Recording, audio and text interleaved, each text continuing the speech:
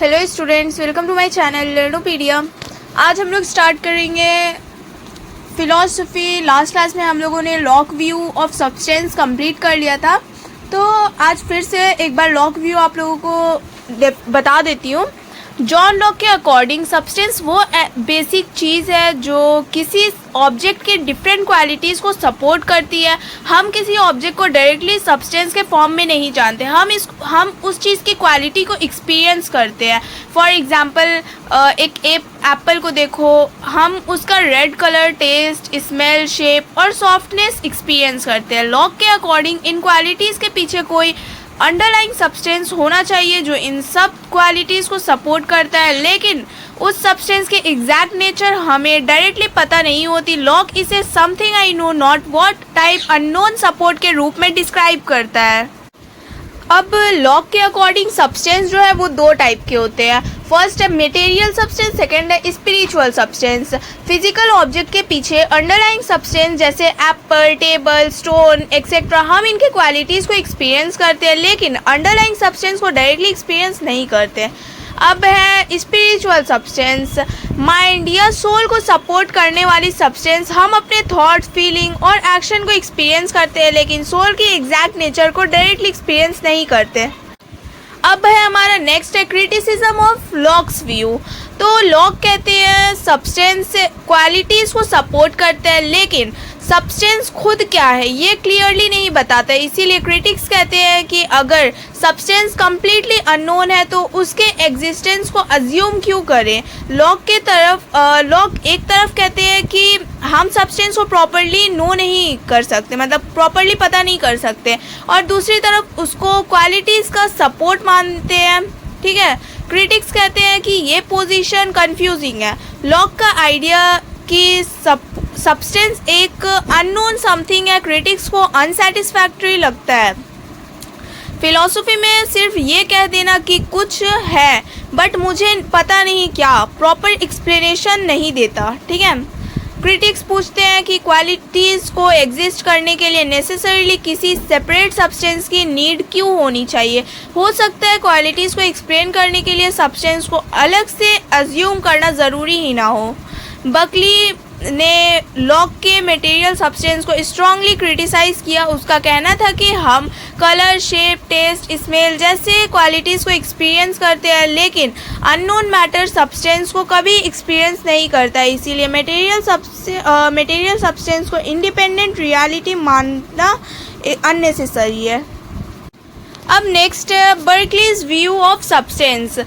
George Berkeley के according हम किसी ऐसी मटेरियल सब्सटेंस को एक्सेप्ट नहीं कर सकते जो माइंड से कम्प्लीटली इंडिपेंडेंट हो और जिसे हम डायरेक्टली एक्सपीरियंस भी ना कर सके। उसका फेमस आइडिया था to be is to be perceived, मतलब किसी फिजिकल ऑब्जेक्ट को एग्जिस्टेंस उसको परसीव्ड क्वालिटी से कनेक्टेड है। मतलब देखिए, इसका मतलब है होना ही फील किया जाना है। ठीक है, तो इसका आगे पढ़ते तो आप लोगों को समझ आएगा। Next negative aspect and positive aspect. First negative aspect पढ़ते हैं। बर्कली मटेरियल सब्सटेंस को रिजेक्ट करते हैं। उसके अकॉर्डिंग हम डायरेक्टली सिर्फ आइडियाज़ और सेंसेशंस को एक्सपीरियंस करते हैं, जैसे colour, shape, smell, taste, hardness etcetera, लेकिन इन क्वालिटीज़ के पीछे एक अलग इनविजिबल मटेरियल सब्सटेंस है, ये हम एक्सपीरियंस नहीं कर सकते। इसीलिए बर्कली कहते हैं कि ऐसी अननोन मटेरियल सब्सटेंस को मान लेना अननेसेसरी है। Positive aspect. बर्कली के अकॉर्डिंग रियलिटी में आइडियाज़ और स्पिरिट्स या माइंड इम्पॉर्टेंट है। आइडियाज़ को हम परसीव करते हैं, जबकि स्पिरिट या माइंड आइडियाज़ को परसीव करता है और एक्शंस करता है। फिजिकल ऑब्जेक्ट का एग्जिस्टेंस भी आइडियाज़ के फॉर्म में एक्सपीरियंस होता है। बर्कली के सिस्टम में गॉड का भी इम्पॉर्टेंट रोल है, क्योंकि गॉड कंटिन्यूसली आइडिया को परसीव करता है। इसीलिए ऑब्जेक्ट्स हमारे पर्सनली परसीव ना करने पर भी एग्जिस्ट करते रहते हैं। नेक्स्ट है criticism of Berkeley's view of substance. Berkeley ने मटेरियल सब्सटेंस को रिजेक्ट करके कहा कि हम सिर्फ आइडियाज़ को डायरेक्टली एक्सपीरियंस करते हैं और माइंड्स उन आइडियाज़ को परसीव करता है। इस व्यू मतलब ले लेता है। ठीक है, इस व्यू पर कुछ इम्पॉर्टेंट क्रिटिसिज्म है। ठीक है, माइंड जो है वो उस एक्सपीरियंस को फील करता है। ठीक है, तो उन आइडियाज़ को लेता है। ठीक है, नेक्स्ट है, अगर किसी ऑब्जेक्ट का एग्जिस्टेंस उसका परसीव्ड होने पर डिपेंड करे तो क्वेश्चन उठता है कि जब कोई पर्सन किसी ऑब्जेक्ट को नहीं देख रहा हो तब वो ऑब्जेक्ट कैसे एग्जिस्ट करता है। बर्कली मटेरियल सब्सटेंस को रिजेक्ट करते हैं। क्रिटिक्स कहते हैं कि इससे फिजिकल वर्ल्ड की इंडिपेंडेंट रियलिटी को एक्सप्लेन करना डिफ़िकल्ट हो जाता है। बर्कली के सिस्टम में गॉड इम्पॉर्टेंट है क्योंकि गॉड कंटिन्यूसली आइडियाज़ को परसीव करते हैं, ठीक है, लेते हैं।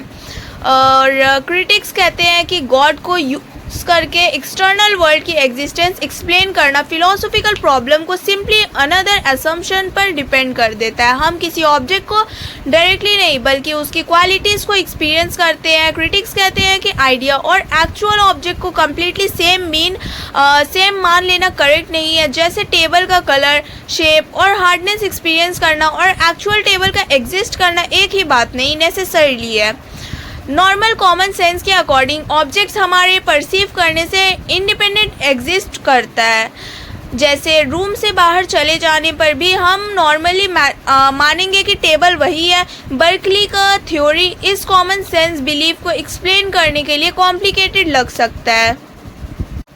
नेक्स्ट है Hume's view of substance. David Hume के अकॉर्डिंग सब्सटेंस को हम डायरेक्टली एक्सपीरियंस नहीं कर सकते। हम अपनी सेंसेस से सिर्फ डिफरेंट इम्प्रेशन और आइडियाज़ एक्सपीरियंस करते हैं, जैसे colour, shape, smell, taste, hardness etcetera. इन सब क्वालिटीज़ को देखकर हम मान लेते हैं कि इनके पीछे कोई एक परमानेंट सब्सटेंस है, लेकिन ह्यूम कहते हैं कि हमें उस सब्सटेंस का कोई डायरेक्ट एक्सपीरियंस नहीं मिलता। अब इसका नेगेटिव एस्पेक्ट है, ह्यूम सब्सटेंस के ट्रेडिशनल आइडिया को रिजेक्ट करते हैं। उसके अकॉर्डिंग अगर कोई कहता है कि क्वालिटीज़ के पीछे एक परमानेंट सब्सटेंस है तो उससे पूछना चाहिए कि हम उस सब्सटेंस को एक्सपीरियंस कहाँ करते हैं।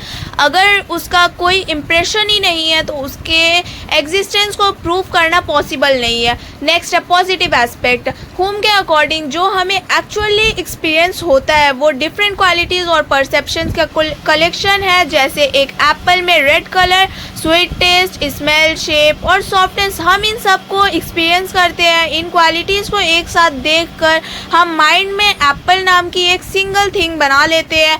मतलब सब्सटेंस कोई अलग हिडन रियलिटी नहीं बल्कि एक्सपीरियंस्ड क्वालिटीज़ को एक साथ जोड़ने का रिजल्ट माना जा सकता है। अब है criticism of Hume's view on substance. Hume कहते हैं कि सब्सटेंस का कोई डायरेक्ट एक्सपीरियंस नहीं होता और जो हमें एक्सपीरियंस होता है वो डिफरेंट इम्प्रेशंस और क्वालिटीज़ है। इस व्यू की कुछ क्रिटिसिज्म है। नॉर्मल लाइफ में हम मानते हैं कि थिंग्स एक्चुअली एग्जिस्ट करती है, चाहे हम उन्हें उस मोमेंट पर परसीव करें या नहीं। ह्यूम का व्यू इस कॉमन सेंस बिलीफ को डिफ़िकल्ट बना देता है। एक ऑब्जेक्ट में बहुत सारी क्वालिटीज़ हैं, जैसे कलर, शेप। ह्यूम इन सब क्वालिटीज़ को परसेप्शन का कलेक्शन मानते हैं। क्रिटिक्स पूछते हैं कि इन सब क्वालिटीज़ को एक सिंगल ऑब्जेक्ट के रूप में क्या जोड़ता है। अगर ऑब्जेक्ट सिर्फ चेंजिंग परसेप्शन का कलेक्शन है तो फिर सेम ऑब्जेक्ट टाइम के साथ सेम कैसे रहता है। जैसे एक टेबल पुराना होने के बाद भी हम उसे वही टेबल मानते हैं। ह्यूम सब्सटेंस को रिजेक्ट करता है, लेकिन इससे माइंड से इंडिपेंडेंट एक्सटर्नल वर्ल्ड को एक्सप्लेन करना डिफ़िकल्ट हो जाता है। ह्यूम का अप्रोच बहुत स्केप्टिकल हो जाता है। अगर हम सिर्फ अपने इम्प्रेशन को ही सर्टेन मानेंगे तो एक्सटर्नल ऑब्जेक्ट और उनकी रियल एग्जिस्टेंस के बारे में श्योर नॉलेज कैसे मिलेगी। मतलब ह्यूम की मेन प्रॉब्लम ये है कि अगर सब्सटेंस को हटा दें तो ऑब्जेक्ट की यूनिटी, परमानेंट आइडेंटिटी और एक्सटर्नल वर्ल्ड की इंडिपेंडेंट रियलिटी को एक्सप्लेन करना डिफ़िकल्ट हो जाएगा। नेक्स्ट है कैजुअलिटी। इसका इंट्रोडक्शन पढ़ते हैं। कैजुअलिटी का मतलब है काउज और इफेक्ट का रिलेशन। मतलब कोई एक चीज़ दूसरी चीज़ का होने का रीज़न बनती है। पहली चीज़ को काउज मतलब या कारण, और जो रिजल्ट होता है उसको इफेक्ट, रिजल्ट कहते हैं, ठीक है। काउज का मतलब कारण और रिजल्ट का मतलब इफेक्ट का मतलब रिजल्ट, ठीक है। जो उसका रिजल्ट होता है उसको इफेक्ट कहते हैं, मतलब रिजल्ट, ठीक है। Fire for example, fire cause है और हीट इफेक्ट है, उसका रिजल्ट है। इसी तरह रेन, वेट रोड में रेन काउज है और वेट रोड इफेक्ट है, ठीक है। तो वेट रोड जो है वो उसका रिजल्ट है, काउज जो है वो रेन वो कारण है। काउजुअलिटी को समझने के लिए मेनली दो रिलेशनशिप्स इंपॉर्टेंट है। फर्स्ट है एक्सीडेंटल रिलेशन एंड यह कह सकते हैं रिलेशन ऑफ कोएग्जिस्टेंस और नेसेसरी रिलेशन। फर्स्ट है एक्सीडेंटल रिलेशन जिसको रिलेशन ऑफ कोएग्जिस्टेंस भी कहा जाता है। इसका मतलब है कि दो चीज़ें एक साथ या एक सिचुएशन में मिलती है लेकिन ज़रूरी नहीं कि एक दूसरे की काउज हो, दोनों के बीच कनेक्शन हो सकता है बट नेसेसरी कनेक्शन नहीं होता। फॉर एग्जाम्पल एक स्टूडेंट क्लासरूम में ब्लू टी शर्ट पहनकर बैठा है और उसके पास रेड बैग है। ब्लू टी शर्ट और रेड बैग एक साथ एग्जिस्ट कर रहे हैं लेकिन शर्ट बैग का काउज नहीं है, शर्ट बैग का कारण नहीं है, ठीक है। नेक्स्ट है नेसेसरी रिलेशन। नेसेसरी रिलेशन में काउज और इफेक्ट का स्ट्रॉन्ग कनेक्शन होता है, मतलब काउज होने पर पर्टिकुलर कंडीशन में इफेक्ट होना एक्सपेक्टेड या रिक्वायर्ड होता है। फॉर एग्जांपल फायर से हीट प्रोड्यूस होता है, हीट फायर के साथ कनेक्टेड है बिकॉज बर्निंग प्रोसेस के थ्रू हीट जनरेट होती है। अब काउजुअलिटी का मैं थोड़ा और आपको इसका बता देती हूँ डीपली, एक्सीडेंटल रिलेशन और रिलेशन ऑफ कोएग्जिस्टेंस को। तो एक्सीडेंटल रिलेशन का मतलब है कि दो चीज़ें एक साथ एग्जिस्ट या ऑकर करती हैं लेकिन इसका मतलब ये नहीं कि एक चीज़ दूसरी की काउज है, मतलब दूसरा का कारण है, दोनों एक दूसरे से कनेक्टेड है, ठीक है। मान लो एक वही स्टूडेंट वाला एग्जाम्पल है, ठीक है। मतलब कोएग्जिस्टेंस को कैजुअलिटी समझना गलत हो सकता है सिर्फ इसीलिए कि ए और बी बार बार साथ दिखते हैं। हम इमीडिएटली ये नहीं कह सकते कि ए ने बी को काउज किया।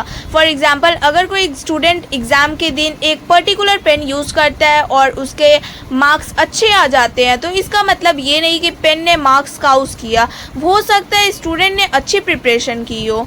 Next necessary relation. Necessary relation accidental relation से स्ट्रॉन्गर होता है। इसमें काउज और इफेक्ट के बीच नेसेसरी और डिपेंडेबल कंडीशन होते हैं, मतलब काउज और रिलेवेंट कंडीशन प्रेजेंट होने पर इफेक्ट नेचुरली फॉलो करता है। यहाँ रिलेशन सिर्फ दोनों साथ दिख रहे हैं वाला नहीं होता बल्कि काउज इफेक्ट को प्रोड्यूस करता है, ठीक है, करने में रिस्पॉन्सिबल होता है। काउज जो है वो इफेक्ट को प्रोड्यूस करने में रिस्पॉन्सिबल होता है। अब आते हैं नेक्स्ट पॉइंट पे। इसमें दिया हुआ है the word meaning of cause and effect. Cause का मतलब होता है किसी चीज़ के होने की वजह या रीज़न, मतलब जिस चीज़ की वजह से कोई इवेंट या चेंज होता है उसको काउज कहते हैं। फॉर एग्जांपल बारिश हुई इसीलिए रोड गीली हुई, तो बारिश जो है वो काउज हो गया। एंड इफेक्ट का मतलब होता है काउज की वजह से होने वाला रिजल्ट या आउटकम। ऊपर वाले एग्जाम्पल में रोड बारिश की वजह से गीली हुई तो गीली रोड इफेक्ट हुआ। अब हमारा नेक्स्ट पॉइंट है saline feature of common sense view of casualty. Common sense view में काउज को सिंपली कोई इवेंट नहीं माना जाता, काउज और इफेक्ट के बीच एक रियल कनेक्शन माना जाता है। फर्स्ट है cause is an antecedent of effect. इसका मतलब है कि काउज इफेक्ट से पहले होता है, जो चीज़ पहले होती है और उसके बाद इफेक्ट होता है वो काउज हो सकती है। फॉर एग्जाम्पल बारिश पहले होती है, रोड बाद में गीली होती है। यहाँ बारिश काउज है और गीली रोड इफेक्ट है, लेकिन सिर्फ पहले होना इनफ नहीं है, हर एंटीसीडेंट काउज नहीं होता। जैसे बारिश से पहले मैं घर में था लेकिन मेरे घर में होना रोड के गीले होने का काउज नहीं है। नेक्स्ट है काउज इज अ पावर और फोर्स। कॉमन सेंस व्यू के अकॉर्डिंग काउज के अंदर कुछ पावर या कैपेसिटी होती है जो इफेक्ट प्रोड्यूस करती है, मतलब काउज सिर्फ इफेक्ट से पहले नहीं आता बल्कि इफेक्ट को प्रोड्यूस करने की एबिलिटी भी रखता है। फॉर एग्जांपल फायर में हीट प्रोड्यूस करने की पावर होती है। फायर किसी ऑब्जेक्ट को हीट कर सकती है, इसीलिए फायर को हीट का काउज माना जा सकता है। नेक्स्ट है necessary connection between cause and effect. Cause और इफेक्ट के बीच नेसेसरी कनेक्शन माना जाता है, मतलब प्रॉपर कंडीशन होने पर काउज से इफेक्ट फॉलो होता है। रिलेशनशिप कोइंसिडेंस या चांस का नहीं होता। फॉर एग्जांपल स्विचेबल कंडीशन में हीट देने से वाटर बॉईल होता है, यहाँ हीटिंग और बॉइलिंग के बीच कैजुअल कनेक्शन है।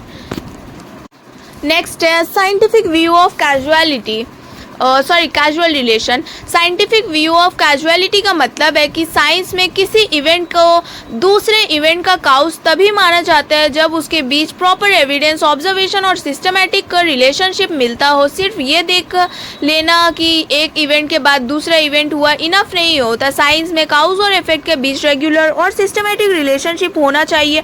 अगर सेम कंडीशन में काउज रिपीटेडली प्रेजेंट हो और इफेक्ट भी कंसिस्टेंटली ऑकर करे तो कैजुअल कैजुअल रिलेशन के लिए स्ट्रॉन्ग एविडेंस मिलता है। काउज नॉर्मली इफेक्ट से पहले होता है। फॉर एग्जांपल प्लांट को सनलाइट और वाटर मिलता है, उसके बाद प्रॉपर कंडीशन में ग्रोथ होती है। साइंटिफिक कैजुअलिटी को ऑब्जर्वेशन और एक्सपेरिमेंट्स के थ्रू टेस्ट किया जाता है। साइंटिस्ट कंडीशन को कंट्रोल करके देखते हैं कि पर्टिकुलर फैक्टर चेंज करने से इफेक्ट में भी चेंज आता है या नहीं।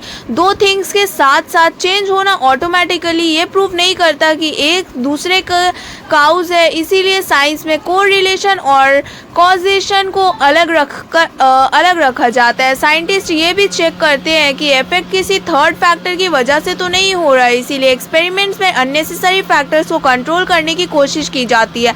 साइंटिफिक कैजुअल रिलेशंस को टेस्ट, वेरीफाई और रिपीट किया जा सकता है। ठीक है, अगर सिमिलर कंडीशन में डिफरेंट एक्सपेरिमेंट्स में सेम काउज पैटर्न रिपीटेडली मिलता है तो कंक्लूजन स्ट्रॉन्गर होता है।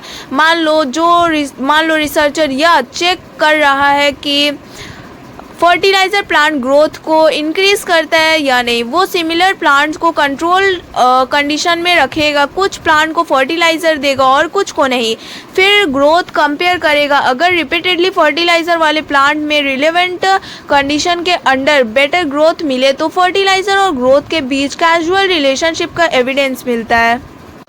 नेक्स्ट है rationalist view of causal relation. Rationalist view में कैजुएशन का मतलब है कि काउज और इफेक्ट के बीच नेसेसरी और लॉजिकल कनेक्शन होता है। रेशनलिस्ट के अकॉर्डिंग हम सिर्फ बार बार इवेंट्स को होते हुए देखकर कैजुएशन को नहीं समझते। रीज़न और इंटेलेक्ट भी हमें कैजुअल रिलेशन को अंडरस्टैंड करने में हेल्प करता है। काउज और इफेक्ट के बीच नेसेसरी कनेक्शन होता है, मतलब काउज और रिलेवेंट कंडीशन को समझने पर इफेक्ट उसे नेचुरली फॉलो करता है। रिलेशनलिस्ट के अकॉर्डिंग काउजल रिलेशन में लॉजिकल नेसेसिटी होती है, मतलब काउज को प्रॉपरली अंडरस्टैंड करने पर इफेक्ट का कनेक्शन रीजन के थ्रू समझा जा सकता है। रेशनलिस्ट एक्सपीरियंस को कम्प्लीटली रिजेक्ट नहीं करते, लेकिन नेसेसरी काउजल रिलेशन को समझने में इंटेलेक्ट या रीजन को इम्पॉर्टेंट मानते हैं। सिर्फ सेंस हमें इवेंट दिखाते हैं, रीजन उनके अंडरलाइंग कनेक्शन को समझने की कोशिश करते हैं। सिर्फ ये देखने कि ए पहले हुआ और बी बाद में हुआ काउजेशन प्रूव नहीं करता। रेशनलिस्ट के लिए एक्चुअल काउजेशन तब है जब ए और बी के बीच नेसेसरी रिलेशन हो। नेक्स्ट है entailment theory of causal relation. Entailment theory का मतलब आइडिया ये है कि इंटेलमेंट थ्योरी का मतलब है कि काउज और इफेक्ट के बीच लॉजिकल कनेक्शन होना चाहिए। मतलब अगर काउज को प्रॉपरली एक्सप्लेन किया गया है तो उस काउज से इफेक्ट का होना लॉजिकली फॉलो करना चाहिए। फर्स्ट आर्ग्यूमेंट ये है कि काउज को इफेक्ट को लॉजिकली इम्प्लाई करना चाहिए। मतलब अगर हम कहते हैं कि ए काउज है और बी इफेक्ट है तो ए और बी के बीच ऐसा रिलेशन होना चाहिए कि ए की एक्सप्लेनेशन से बी को समझा जा सके। For example, all matter expand when heated. Iron is heated या to iron expand। यहाँ given condition के basis पर conclusion logically follow करता है। Second argument ये है कि काउजल रिलेशन को सिर्फ कॉन्सिडेंस या सीक्वेंस नहीं माना जाता। सिर्फ ये फैक्ट कि ए के बाद बी हुआ ये प्रूफ नहीं करता कि ए ने बी को काउज किया। काउज एक्सप्लेनेशन में काउज के थ्रू इफेक्ट को नेसेसरी या लॉजिकली एक्सप्लेन करना ज़रूरी है। फॉर एग्जांपल सनराइज़ के बाद स्कूल खुलता है, सनराइज़ स्कूल खुलने का काउज नहीं है। दोनों इवेंट का रेगुलर सीक्वेंस हो सकता है लेकिन लॉजिकल काउजल कनेक्शन नहीं है। नेक्स्ट है evaluation of rationalist and empiricist view of causation. यहाँ पे आप लोगों का रेशनलिस्ट तक है तो काउजेशन को लेकर फिलोसोफर के मेनली रेशनलिस्ट और इम्प्रेसिस्ट अप्रोचेस मिले हैं। दोनों का मेन डिफरेंस ये है कि काउज इफेक्ट का नेसेसरी रिलेशन हमें कैसे पता चलता है। रेशनलिस्ट मानते हैं कि रीज़न या इंटेलेक्ट से हमें काउज और इफेक्ट के नेसेसरी रिलेशन का नॉलेज मिल सकता है, मतलब सिर्फ एक्सपीरियंस देखना इनफ नहीं है, माइंड और लॉजिक भी इम्पॉर्टेंट है। इंटेलमेंट थ्योरी के अकॉर्डिंग काउज और इफेक्ट के बीच लॉजिकल कनेक्शन होना चाहिए। अगर काउज को प्रॉपरली समझ लिया जाए तो इफेक्ट उससे लॉजिकली फॉलो करेगा। अगर किसी सिचुएशन में गिवन कंडीशन और रूल्स के अकॉर्डिंग रिजल्ट नेसेसरी फॉलो करता है तो काउज इफेक्ट रिलेशन को लॉजिकल रिलेशन के थ्रू एक्सप्लेन किया जा सकता है। नेक्स्ट प्रॉब्लम ये है कि सिर्फ इंटेलेक्ट से हर रियल वर्ल्ड काउजल रिलेशन को पता करना डिफ़िकल्ट है। नेचर के बहुत सारे रिलेशन हम ऑब्जर्वेशन और एक्सपीरियंस के थ्रू डिस्कवर करते हैं। सिर्फ लॉजिक से ये नहीं पता चल सकता कि नेचर में एक्चुअली क्या इफेक्ट प्रोड्यूस करता है। अब education of entailment theory of causation को अच्छे से समझ लीजिए। इंटेलमेंट थ्योरी की अच्छी बात यह है कि ये काउज और इफेक्ट के बीच लॉजिकल कनेक्शन को इम्पॉर्टेंट मानता है। मतलब अगर कोई चीज़ काउज है तो उससे इफेक्ट को लॉजिकली एक्सप्लेन कर पाना चाहिए। इसे काउजेशन को सिर्फ कोइंसिडेंस या पहले ये हुआ फिर वो हुआ के बेसिस पर एक्सेप्ट नहीं किया जाता। लेकिन इस थ्योरी की लिमिटेशन ये है कि रियल लाइफ के हर काउज इफेक्ट रिलेशन को सिर्फ लॉजिक से एक्सप्लेन नहीं किया जा सकता। नेचर के बहुत से काउजल रिलेशंस हमें ऑब्जर्वेशन, एक्सपीरियंस और एक्सपेरिमेंट से पता चलता है। जैसे किसी मेडिसिन का किसी डिजीज़ पर क्या इफेक्ट होगा ये सिर्फ रीजनिंग से डिसाइड नहीं कर सकता, उसके लिए प्रैक्टिकल टेस्टिंग ज़रूरी होती है। इसीलिए इंटेलमेंट थ्योरी काउजेशन का लॉजिकल साइड अच्छे से एक्सप्लेन करती है, लेकिन एक्सपीरियंस और साइंटिफिक ऑब्जर्वेशन को कम्प्लीटली रिप्लेस नहीं कर सकती। नेक्स्ट है empiricist view of causal relation, regularity theory of causation. तो इम्प्रेसिस्ट फिलोसोफर के अकॉर्डिंग कॉज और इफेक्ट का रिलेशन हम एक्सपीरियंस और ऑब्जर्वेशन से समझते हैं। मतलब हम अपनी डेली लाइफ में बार बार देखते हैं कि एक पर्टिकुलर इवेंट के बाद दूसरा इवेंट होता है। जब ये सेम पैटर्न रिपीटेडली होता है तो हम पहले इवेंट को काउज और दूसरे इवेंट को इफेक्ट मान लेते हैं। जैसे हम बार बार देखते हैं कि फायर के कांटेक्ट में पेपर आता है तो पेपर जल जाता है। इस रिपीटेड एक्सपीरियंस की वजह से हम फायर को पेपर के जलने का काउज मानते हैं। रेगुलरिटी थ्योरी इसी आइडिया को एक्सप्लेन करती है। इसके अकॉर्डिंग काउज और इफेक्ट के बीच कोई हिडन कनेक्शन डायरेक्टली देखना ज़रूरी नहीं है। इम्पॉर्टेंट यह है कि काउज के बाद इफेक्ट रेगुलरली और रिपीटेडली होता है। डेविड ह्यूम ने इसी पॉइंट को स्ट्रांगली एक्सप्लेन किया। ह्यूम कहते हैं कि हम अपनी सेंसेस से नेसेसरी कनेक्शन को डायरेक्टली नहीं देख सकते। हम सिर्फ इवेंट्स को एक सीक्वेंस में देखते हैं। पहले ए होता है फिर बी होता है और जब ये बार बार होता है तो हमारे माइंड में एक्सपेक्टेशन बन जाती है ए के बाद बी होगा। इसीलिए ह्यूम के व्यू में कॉजेशन का basic experience plus repeated observation plus regularity है। सिर्फ एक बार ए के बाद बी होना इनफ नहीं है। अगर सेम कंडीशन में ए के बाद बी बार बार होता है तब हम कॉजल रिलेशन मानने लगते हैं। मतलब इम्प्रेसिस्ट व्यू कहते हैं कि हम कॉज को एक्सपीरियंस से पहचानते हैं और रेगुलरिटी थ्योरी कहलाती है कि किसी काउज के बाद इफेक्ट को रेगुलरली होने की काउजल रिलेशन को समझने का मेन बेसिस। नेक्स्ट है knowledge of necessary relation is not gained only through relation. इसका मतलब है कि काउज और इफेक्ट के बीच जो नेसेसरी कनेक्शन है उसका नॉलेज सिर्फ एक्सपीरियंस से नहीं मिलता। एक्सपीरियंस से हम देखते हैं कि एक इवेंट के बाद दूसरा इवेंट बार बार होता है, लेकिन हम अपनी सेंसेस से ये डायरेक्टली नहीं देख सकते कि पहला इवेंट दूसरे को नेसेसरीली प्रोड्यूस करता ही है। फॉर एग्जाम्पल हम बार बार देखते हैं कि फायर के पास पेपर रखने पर पेपर जलता है। एक्सपीरियंस हमें ये रेगुलरली पैटर्न बताता है, ठीक है, लेकिन फायर और बर्निंग के बीच नेसेसरी कनेक्शन क्या है ये सिर्फ देखने से कम्प्लीटली एक्सप्लेन नहीं होता। इसको समझने के लिए रीजनिंग, अंडरस्टैंडिंग ऑफ कंडीशंस और साइंटिफिक एक्सप्लेनेशन भी इम्पॉर्टेंट है। नेक्स्ट है intellect does not give knowledge of inevitable relation, ठीक है, वही intellect does not give the knowledge of inevitable resources. इसका मतलब है सिर्फ इंटेलेक्ट या रीजनिंग से हमें ये श्योर नॉलेज नहीं मिल सकता कि एक इवेंट दूसरे इवेंट को नेसेसरली प्रोड्यूस करेगा। हम लॉजिक से कुछ रिलेशन को समझ सकते हैं, लेकिन रियल वर्ल्ड के काउज इफेक्ट रिलेशन को सिर्फ सोचकर डिस्कवर नहीं कर पाते। उसके लिए ऑब्जर्वेशन, एक्सपेरिमेंट और एक्सपीरियंस भी ज़रूरी होती है। फॉर एग्जांपल सिर्फ दिमाग से सोचकर हम ये नहीं जान सकते कि एक पर्टिकुलर मेडिसिन किसी पर्टिकुलर डिजीज़ पर क्या इफेक्ट डालेगी। इसके लिए एक्सपेरिमेंट और एक्सपीरियंस चाहिए। आप लोगों के बुक में दिया हुआ है positive and negative aspect of Hume's view. Hume के अकॉर्डिंग सब्सटेंस का कोई डायरेक्ट एक्सपीरियंस नहीं होता। हम जब किसी ऑब्जेक्ट को देखते हैं तो हमें उसकी डिफरेंट क्वालिटीज़ या इंप्रेशंस मिलती है, जैसे colour, shape, smell, taste, softness etcetera. लेकिन इन क्वालिटीज़ के पीछे कोई परमानेंट सब्सटेंस है, इसका हमें डायरेक्ट एक्सपीरियंस नहीं मिलता। इसीलिए हम हुम कहते हैं कि सिर्फ क्वालिटीज़ को देखकर उनके पीछे एक अननोन सब्सटेंस मान लेना जस्टिफाइड नहीं है। अगर किसी चीज़ का कोई इंप्रेशन ही नहीं है तो उसके एग्जिस्टेंस का क्लेम करना डाउटफुल है। नेक्स्ट है पॉजिटिव एस्पेक्ट। हुम के अकॉर्डिंग जो चीज़ एक्चुअली एक्सपीरियंस होती है वो इंप्रेशंस और आइडियाज़ का कलेक्शन है, जैसे एप्पल में red colour, sweet taste, smell और शेप। हम इन सब को अलग अलग एक्सपीरियंस करते हैं। माइंड इन डिफरेंट परसेप्शन को एक साथ जोड़कर एप्पल जैसी एक आइडेंटिटी बना लेते हैं। मतलब हुम के लिए किसी ऑब्जेक्ट को समझने के लिए एक हिडन सब्सटेंस को अस्यूम करना ज़रूरी नहीं। एक्सपीरियंस, क्वालिटीज़ और परसेप्शन ही हमारे नॉलेज का एक्चुअल बेसिस है।